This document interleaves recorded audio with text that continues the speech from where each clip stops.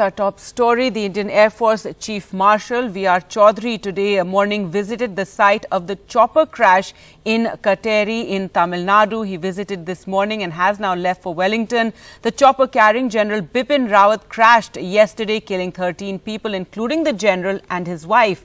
The Mi-17 V-5 chopper crashed shortly after it took off yesterday morning from an Air Force base in Sulur near Tamil Nadu's Coimbatore, just 10 minutes from where it was meant to land. It had started its descent when the crash took place. The Defence Minister will be briefing Parliament today. He's expected to brief the Lok Sabha at 11:15 and noon at the Upper House. The wreath laying for the ceremony for the mortal remains will take place at Wellington this morning, and the Air Force Chief, the Tamil Nadu Governor, Tamil Nadu Chief Minister will all be paying their respects there.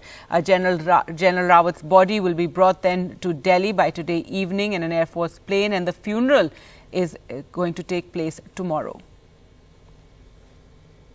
Well, let's go across to Sam Daniel now for more. And Sam, we believe that teams are now at the spot of the crash gathering evidence, because it remains a big mystery as to how this tragic accident could take place in which India's first CDS was killed.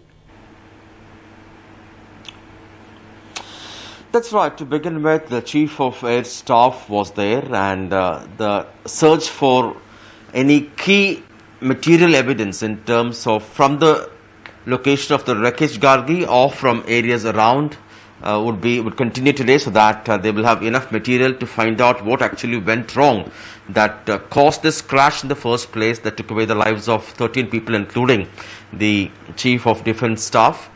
And Group Captain Varun Singh continues to be in hospital at the defense facility at Wellington, where he is being treated for severe burn injuries.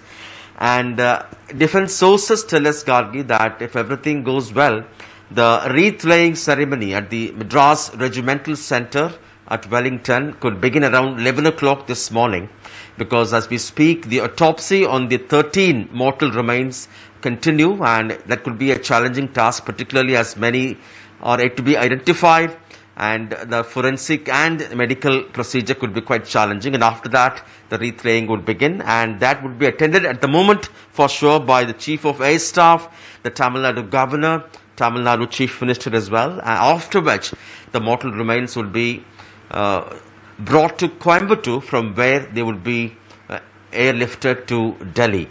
And last night, Chief Minister M.K. Stalin also visited the Defence Staff Services College at Wellington, and he was briefed by the senior officers there, and he also registered his condolences at the visitors' book at the Wellington Centre. And of course, all eyes would be on the condition of this lone survivor, and the visit of Defence Minister Mr. Rajnath Singh at the moment is not confirmed yet.